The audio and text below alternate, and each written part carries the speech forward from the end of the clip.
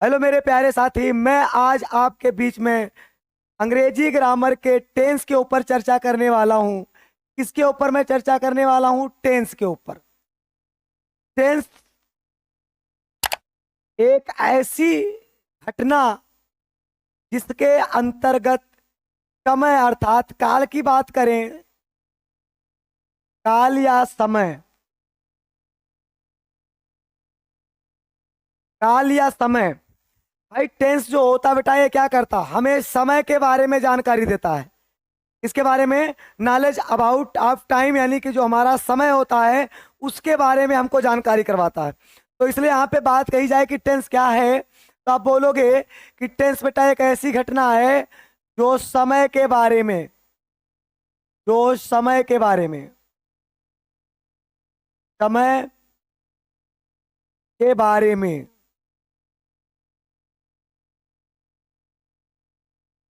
जो समय के बारे में बताए बेटा, उसे बोलो हम क्या कहेंगे। तो सीधी सीधी बात आती बेटा, वही तुम्हारा क्या है? टेंस है। टेंस। अब बात आती बेटा कि इस टेंस को हम कितने भागों में डिवाइड करेंगे। तो इस टेंस को हम तीन भागों में डिवाइड करके देखेंगे। पहला जो हमारा भाग बेटा वो आपका है प्रेजेंट टेंस। कौन सा टेंस है? Present tense. दूसरा जो हमारा पार्ट बेटा वो है आपका पास्ट टेंस।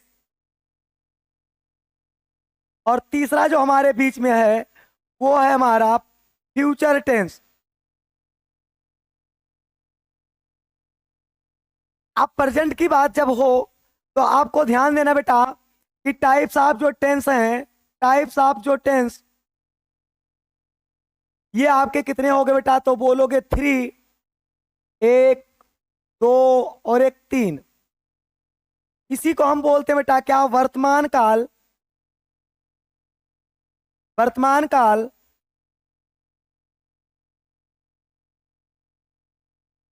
और इसको बोलेंगे भूतकाल। और बोलेंगे भविष्यकाल। भविष्यकाल। ये तीन प्रकार के जो हमारे समय होते हैं, इन तीनों की बात आपसे किया जाए कि जैसा कि मेरा ये फ्रंट पोजीशन जो है ये मेरा वर्तमान है, और ये मेरे बीच का जो मिड का पार्ट है ये मेरा क्या है? ये बीता हुआ कल का घटना है। और यहीं से क्या होता है कि हमारे जो पीछे वाले समय होते हैं उसे मैं क्या बोलता हूँ? भूतकाल। और इस बात को आपको याद रखना है कि टेंस के अंतर्गत, टेंस के अंतर्गत हम संपूर्ण समय के बारे में इसी वीडियो के माध्यम से समझेंगे कि इस टेंस का अंग्रेजी व्याकरण में या हमारे भविष्य में क्या जरूरी है, क्या भूमिका है। तो थोड़ी सी बात यहाँ पे कर लें कि भाई जिसका प्रेजेंट बेहतर होगा, जिसका प्रेजेंट बेहतर होगा, यहाँ जहां तुम रहो, यानी जहां तुम रहो वहां की क्रियाकलाप या वहां का माहौल आपका कैसा होना चाहिए भाई? गुड होना चाहिए। और यदि आपका ये भाई प्रेजेंट अच्छा, तो पास्ट तो आपका अच्छा बीतेगा ही बीतेगा। और जो आने वाला समय होगा भविष्य, वो बहुत ही ब्राइटनेस होगा। इसलिए हमेशा क्लास को अटेंड करिए। तो आपको ध्यान देना है कि आगे यदि आपको ट्रांसफॉर्मेशन सीखना अंग्रेजी में, तो प्रेजेंट अपना देखिए। क्लास को लीव मत करिए, स्किप मत करिए, छोड़िए मत, और बेहतर ढंग से क्लास को लीजिए।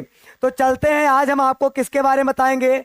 हम आज आपको इस पे चर्चा करेंगे बेटा कि प्रेजेंट टेंस जो है बेटा, बाकी को हम अगले क्लास में आपके इसके ऊपर चर्चा करेंगे कि पास्ट टेंस जो है वो क्या है, फ्यूचर क्या है, उस पर मैं आगे चर्चा करूंगा। लेकिन अभी मैं जो चर्चा करने वाला हूँ वो किसके ऊपर करने वाला हूँ? प्रेजेंट टेंस के ऊपर। किस टेंस के ऊपर? प्रेजेंट। प्रेजेंट का मतलब होता है जिस वाक्य के अंत के पीछे क्या हो बेटा? हा हो। क्या हो? हा हो। जिसके पीछे था हो या आ हो, मैंने इसके पहले भी बोला, या ई हो या ए हो, ऐसे कोई चीज आपको मिल जाए तो वो समझ लो बेटा तुम्हारा कौन सा टेंस से संबंधित है? पास्ट टेंस से। फ्यूचर के लिए मैंने पहले बोल दिया बेटा जिस वाक्य के अंत में क्या हो बेटा? पीछे गा हो। क्या हो? का हो तो वो फ्यूचर टेंस को व्यक्त करता है, यानी फ्यूचर टेंस को बता रहा है।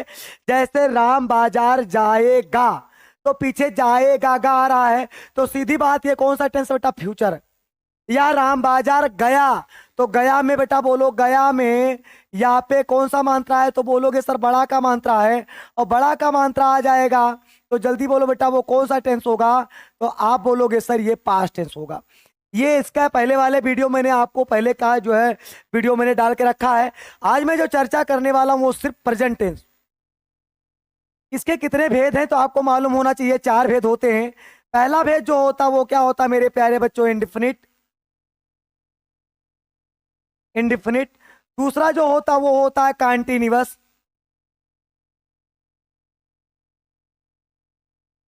दूसरा जो होता बेटा वो होता है कंटीन्यूअस। तीसरा जो होता बेटा वो होता आपका परफेक्ट। और चौथा जो होता बेटा वो होता आपका परफेक्ट कंटीन्यूअस। ये 4 प्रकार के जो आपके भेद हैं मेरे प्यारे बच्चे, ये जो 3 और एक 4, 4 प्रकार के जो तुम्हारे भेद है बेटा, उसको आपको समझ लेना है कि इनको हम कैसे समझेंगे। तो आज का जो मेरा सेशन होगा, कोई तुमसे कहे ये बोलो कौन सा, ये तो बोलोगे प्रेजेंट इंडेफिनिट। जिस वाक्य के अंत में क्या बोलोगे, जिस वाक्य के अंत में, वाक्य के अंत में क्या हो भाई, ता है, ती है, ते हैं, इत्यादि। ऐसे बहुत सारे शब्द आपको दिखेंगे, तो आप समझ सकते हो बेटा हा का मतलब क्या होता है, जल्दी बोलो, प्रेजेंट होता है। और ता का मतलब क्या होता है, तो आप बोलो बेटा इंडेफिनिट होता है। रहा का मतलब क्या होता है, तो कंटिन्यूअस बोलोगे। परफेक्ट का मतलब क्या होता है बेटा, चुका है तो चुका लिखोगे। और परफेक्ट कंटिन्यूअस का मतलब रहा के साथ साथ में बेटा याद रखना समय होगा। क्या होगा, समय होगा। इसमें समय जो होते हैं बेटा, टाइम जो होता है वो 2 प्रकार से होता है। एक होता है तुम्हारा डिफिनिट टाइम, और दूसरा जो होता है वो होता है आपका इंडिफिनिट टाइम। डिफिनिट का मतलब क्या होता है, निश्चित समय, निश्चित। और इनडिफिनिट का मतलब होता है अनिश्चित।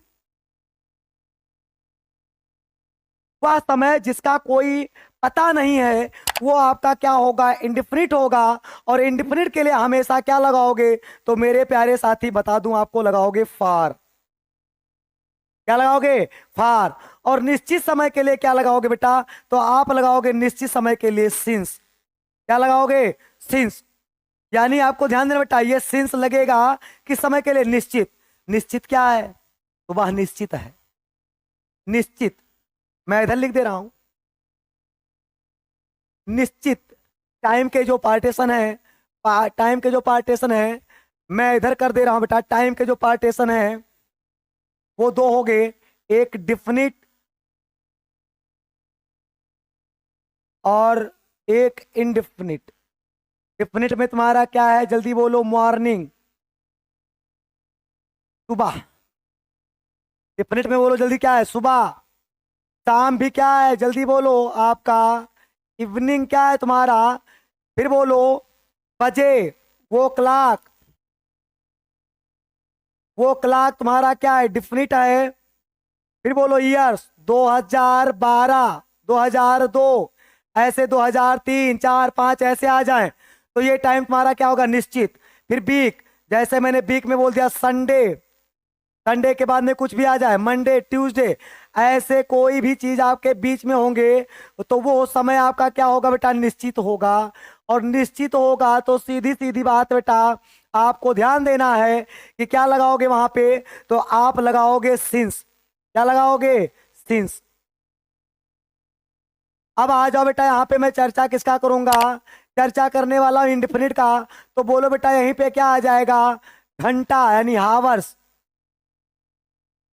क्या आ जाएगा, हावर्स।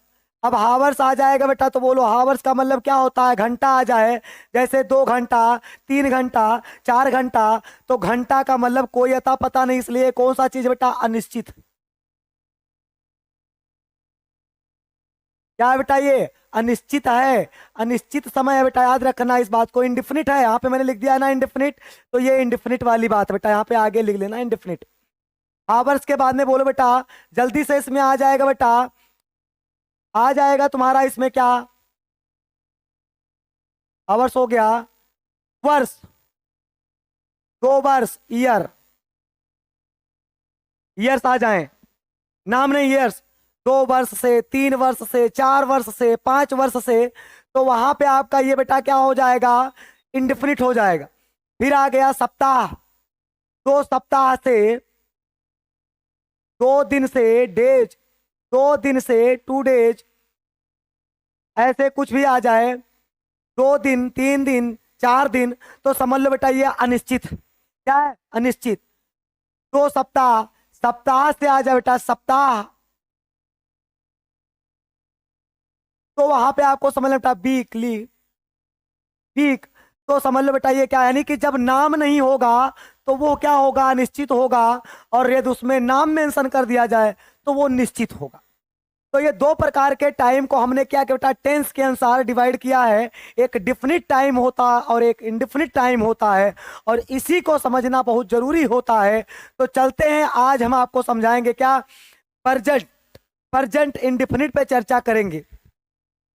किस टेंस पे चर्चा करेंगे हम, प्रेजेंट इंडेफिनिट पे चर्चा करेंगे, और प्रेजेंट इंडेफिनिट का रूल समझेंगे कि कैसे हम प्रेजेंट इंडेफिनिट टेंस को बनाएंगे। तो एक बार इस पूरे वीडियो का स्क्रीनशॉट ले लीजिए आप लोग।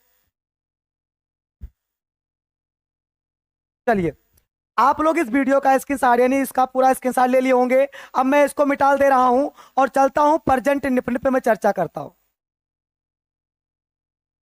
चलिए मेरे प्यारे साथी, यहां पे मैं लिख दे रहा हूं प्रेजेंट इंडेफिनिट, प्रेजेंट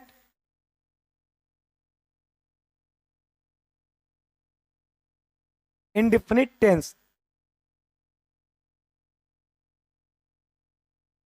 इस प्रेजेंट इंडेफिनिट के अंतर्गत आपको रूल समझना है, परिभाषा समझना है। परिभाषा में कुछ नहीं समझना है, जहां इंडेफिनिट होता है उसी को बोलते हैं अनिश्चित। क्या बोलते हैं, अनिश्चित। टेंस का मतलब सभी लोग जानते हो, काल या समय होता है। वह समय जो क्या है बाबू, अनिश्चित है। ऐसे अनिश्चित समय को, वर्तमान की बात की जाए बेटा, जो वर्तमान में हो रहा है लेकिन उस समय का कोई अता पता नहीं है। वर्तमान में काम तो हो रहा है लेकिन पता नहीं है उसके शुरुआत की। यानी मैं कहूं, जिस काम का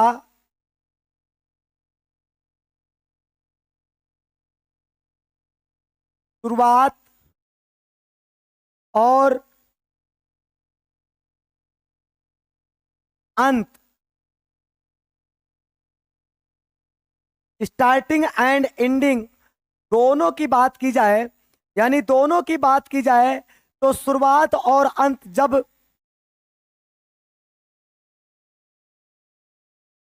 दोनों का, दोनों का पता ना हो, दोनों का पता ना हो,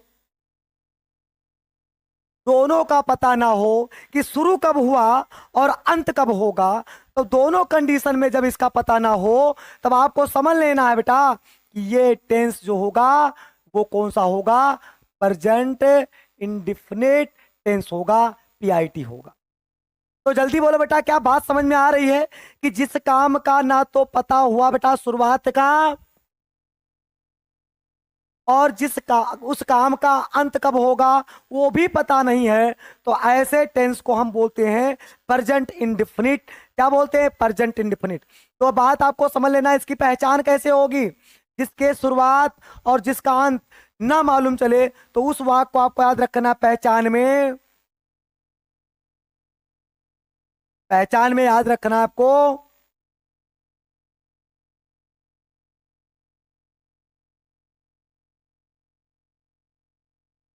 कोई वाक्य बोला जाएगा बेटा, उसके पीछे आपको क्या मिलेगा? ता है,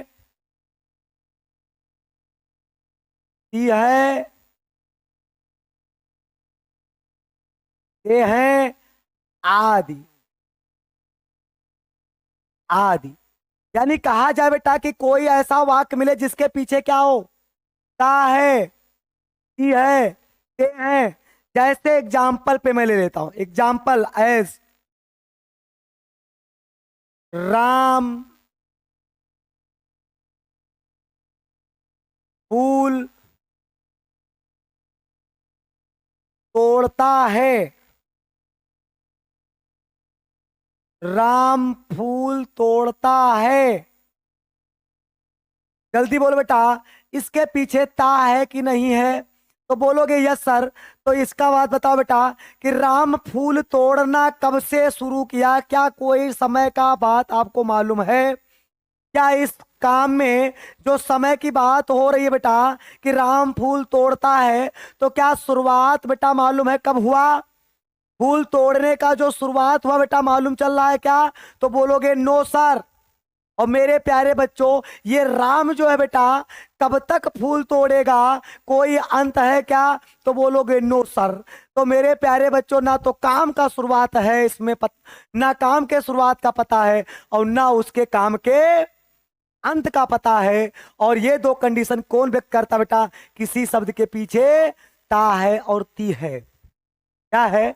किसी वाक्य के, किसी भी वाक्य के पीछे ता है, ती है, ते है, तो इस बात को समझ लेना कि उस काम में या उस वाक्य में काम के ना तो शुरुआत की पता होगी और ना ही उसके अंत का पता होगा मेरे प्यारे साथी। तो उसको बोल दोगे बेटा क्या? प्रेजेंट इंडेफिनिट टेंस बोलोगे। क्या बात समझ में आ रही है? प्रेजेंट इंडेफिनिट का मतलब बात समझ में आ रहा है बेटा? बिल्कुल बात समझ में आ रहा है क्या? बिल्कुल आना चाहिए बेटा। तो मैं आपको लेके चलता बेटा ऐसे ट्रांसलेशन को बनाने के लिए। आप प्रेजेंट इंडेफिनिट के टेंस का जो नियम होता है कि सर इसका ट्रांसलेशन कैसे बनाएंगे, तो चलता हूं आपको समझाता हूं। मेरे प्यारे साथी, मैं आपको बता दूं कि जो बेटा सब्जेक्ट होता है उनको दो कैटेगरी में डिवाइड किया जाता है। मैं यहाँ पे चर्चा कर लूं थोड़ा सा सब्जेक्ट के ऊपर। सब्जेक्ट को हम दो भागों में डिवाइड करेंगे बेटा। एक साइड में करेंगे हम, जैसा कि आप देख पा रहे होंगे, सब्जेक्ट को लेकर के चर्चा करने के लिए मैं आपको बता दूं, हम थोड़ी सी बात कर लेंगे नंबर पे। जो नंबर होते हैं बेटा याद रखना, वो नंबर कितने होते हैं? तो आप बोलोगे सर दो। नंबर का मतलब होता है वचन। क्या होता है बेटा? वचन। इनके दो कैटेगरी होते हैं, एक होते हैं सिंगुलर, सिंगुलर नंबर, और दूसरा होता है प्लूरल नंबर। इसका मतलब हो गया बहुवचन, और इसका मतलब हो गया एक वचन। बहुवचन और एक वचन। अब मेरे प्यारे बच्चों एक बात बता दूं, इस नंबर के साथ साथ में मैं कर्ता को जोड़ देता हूं कि एक वचन कौन कौन से कर्ता होते। तो आप लिख दो बेटा ही, सी, इट, नेम। ही का मतलब क्या होता है बच्चों? बोलो तो बोलोगे वाह। सी का मतलब भी क्या होता है? तो बोलोगे वाह। इट का मतलब भी क्या होता है? तो बोलोगे यह। नेम का मतलब किसी का नाम, जैसे राम, जैसे श्याम, कुछ भी ऐसे लिख सकते हो बेटा। अब यहाँ पे जो ही है बेटा, ये याद रखो बेटा किसके लिए? तो आप बोलोगे पुरुष जाति के लिए। किसके लिए? जो सी है बेटा वो किसके लिए है? तो आप बोलोगे स्त्री जाति के लिए। और जो यह है बेटा, ये है आपका निर्जीव के लिए। किस वस्तु के लिए? निर्जीव वस्तु के लिए। बात समझ में आ रही है बेटा? अब यहीं पे बहुवचन की बात करें तो आपको क्या मिलेगा बेटा? बोलो आई, पी, यू और दे। आई माने क्या होता है मेरे प्यारे बच्चे? तो आप बोलोगे मैं। पी माने क्या होता है? तो बोलोगे हम। यू माने क्या होता है? तो बोलोगे तुम। दे माने क्या होता है? तो बोलोगे वह। अब जिस वाक्य के अंत में बेटा क्या होता हो, होता है, ती है, तो आपको समझ लेना बेटा इसकी सहायक क्रिया मैं यहाँ पे लिख देता हूं कि इसकी सहायक क्रिया क्या होती। प्रेजेंट इंडेफिनिट की सहायक क्रिया, मैं लिख देता हूं बेटा,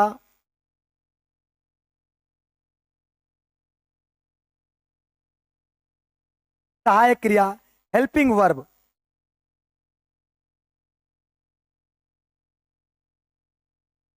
तो मेरे प्यारे बाबू याद रखना, इसकी सहायक क्रिया होती डू और डज। क्या होता है? डू और डज। और ये प्रक्रिया जो डू और डज होती है बेटा, कहां से लगना प्रारंभ होती है?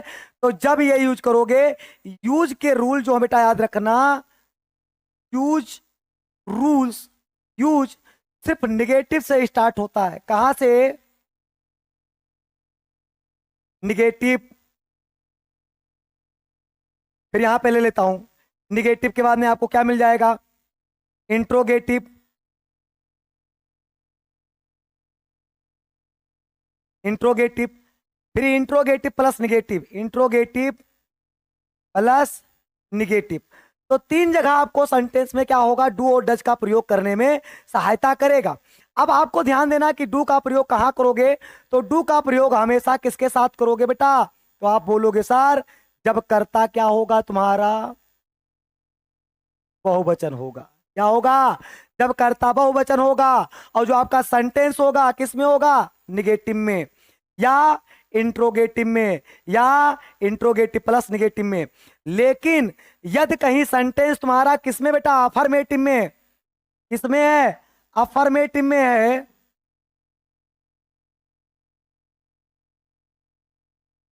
अफर्मेटिव का मतलब सकारात्मकता वाक्य है, सकारात्मक वाक्य बेटा। तब आपको ध्यान देना है कि उस कंडीशन में आपको क्या लगाना बेटा? उस कंडीशन में आपको लगाना है यस या ई एस। क्या लगाना है? यस या ई एस लगाना। सिर्फ एक ही जगह आपको यस या यस लगाना, वो भी किस में लगाना? वर्ब के पीछे, वर्ब के पीछे। तो चलते हैं, आपको हम समझाते हैं, एक ट्रांसलेशन लेते हैं और उस पर समझाते हैं। जैसे राम फूल तोड़ता है, तो पहले सूत्र लिख दे रहे हैं। सारे बच्चे इस फार्मूला को नोट कर लेंगे। सबसे पहले लिखोगे सब्जेक्ट प्लस, अफर्मेटिव का समझा रहा हूं बेटा, subject plus verb plus yes या ई एस प्लस ऑब्जेक्ट। ये आपका सूत्र है। तो सब्जेक्ट बेटा कौन है इसमें? राम है, तो लिखो राम।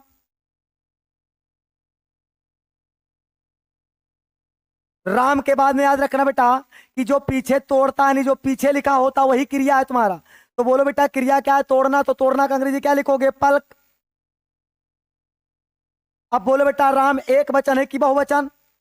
भाई यस या यस का प्रयोग भी किस में होता है? अब यहाँ पे सुन लो बेटा, यहां समझा दे रहा हूं कि हमेशा क्या करोगे बेटा? डज का प्रयोग करोगे। इसमें किसका प्रयोग करोगे? डज का प्रयोग करोगे एक वचन के साथ। और इसी में आपको किसका यूज करना है बेटा? तो याद रखना बेटा यस या ई एस का। इसमें आपको यस या ई एस का प्रयोग नहीं करना है। यानी कहने का मतलब यदि कहीं मैं आ जाए तो क्या क्रिया के अंत में, क्या क्रिया के अंत में यस या यस लगेगा? जैसे यहां लगा रहा हूं राम। बोलो राम क्या बेटा नाम है कि नहीं है? नाम। तो बोलोगे एक वचन है। क्या है? एक वचन है। राम क्या है? जल्दी बोलो बेटा, एक वचन है कि नहीं है? तो बोलोगे यस सर। तो राम एक वचन है, तो उसके क्रिया में बेटा क्रिया क्या कर रहा है? तोड़ रहा है। तो तोड़ने के पीछे बोलो बेटा यहाँ पे स्वर है या व्यंजन? तो बोलोगे सर व्यंजन। कितने स्वर होते हैं? तो आप बोलोगे बेटा एबीसीडी में 5 स्वर, ये, ई, आई, ओ और यू। तो यदि ये स्वर नहीं आएगा बेटा तो उसके पीछे क्या लगा दोगे? यस लगा दोगे। तो बोलो बेटा यहाँ पे क्या जोड़ दें? यस। तो राम पल्क बेटा ये हो गया, एक इसमें यूज कर लिया। राम सब्जेक्ट हो गया, वर्ब तुम्हारा पल्क हो गया। पल्क पे पीछे मैंने क्या लगा दिया बेटा? यस लगा दिया, क्योंकि कोई स्वर नहीं था। अब बोलो बेटा ऑब्जेक्ट क्या है? तो फूल है, तो पल्क फ्लावर बेटा। क्या है? फ्लावर। ये बोलो बेटा बात समझ में आया कि नहीं आया?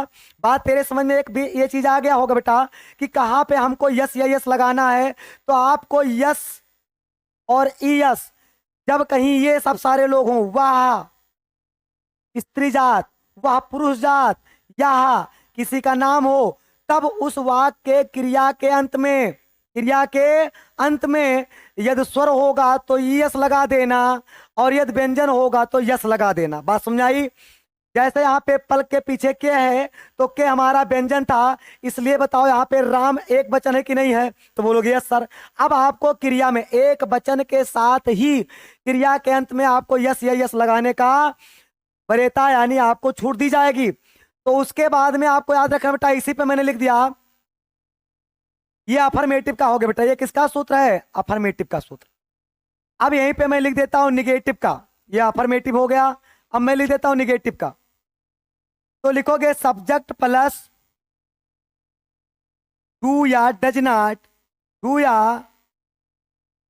Does not plus verb plus object, plus object.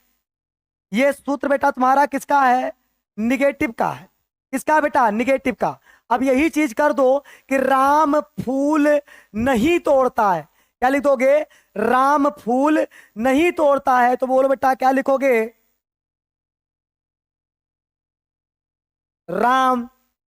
अब बोलो बेटा राम तुम्हारा एक वचन है कि बहुवचन? तो बोलो बेटा राम क्या है? जल्दी बोलो। राम किसी का नाम है ना? तो बोलोगे यस सर। तो राम बेटा तुम्हारा एक नाउन बेटा, एक संज्ञा है, तो राम लिख दिया गया।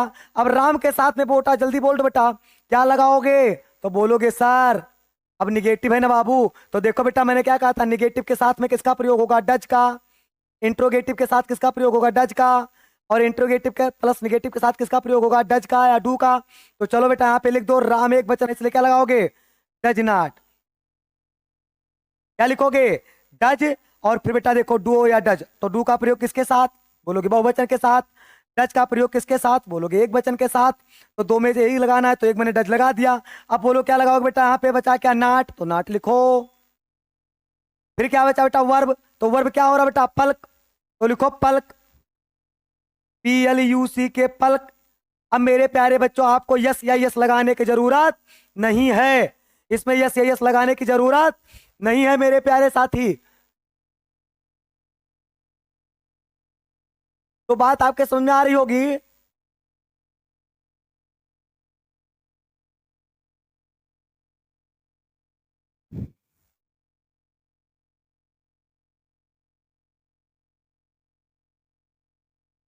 तो मैंने यहां पे क्या कहा कि राम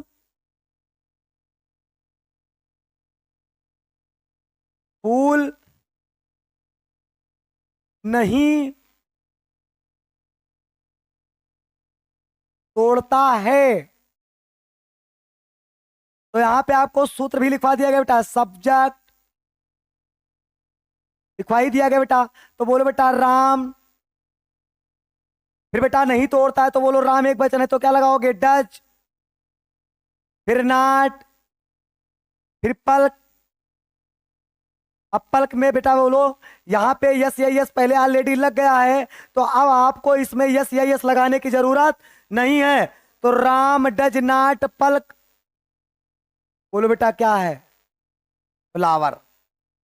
तो एक बात आपको समझ में आ गया होगा बेटा यहाँ पे कि हम इस प्रकार के सेंटेंस को कैसे बनाएंगे। तो आप बिल्कुल बाकायदा इस चीज को समझ गए होंगे कि हमको कैसे बनाना है। तो मैं आगे आपको इसी पे चर्चा करूंगा। दोस्त, ये अभी जो मैं पढ़ा रहा था उसमें यार कट गया, तो जो लिखा था वो तो क्या उसमें आ गया होगा ना वीडियो में? पता नहीं क्या आया, तो क्लिक कर दिया तो न्यू क्रिएट लिख गया, क्रिएट न्यू।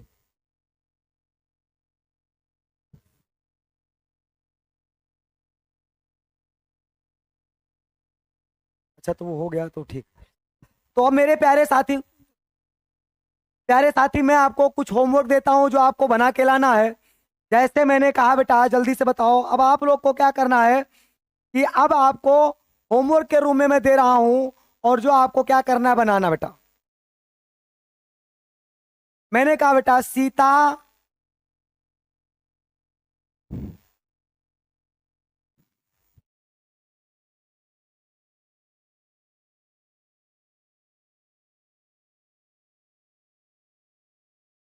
सीता बाजार जाती है।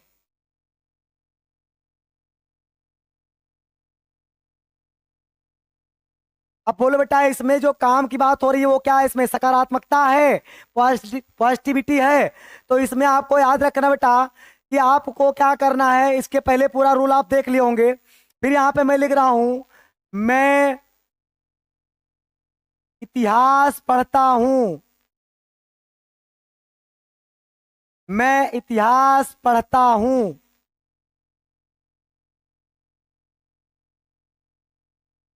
इतिहास की अंग्रेजी जो होती है बेटा, याद रखना है इधर, इतिहास की जो अंग्रेजी होती है वो होती है हिस्ट्री। हिस्ट्री का मतलब हो गया बेटा इतिहास। पढ़ना का अंग्रेजी आपको मालूम है। फिर यहां पे मैंने लिख दिया, सोहन, सोनम,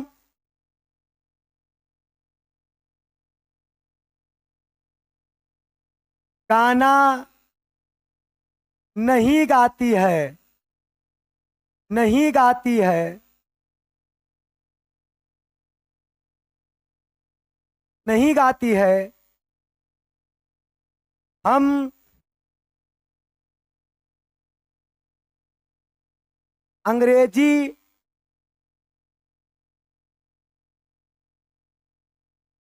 नहीं पढ़ते हैं।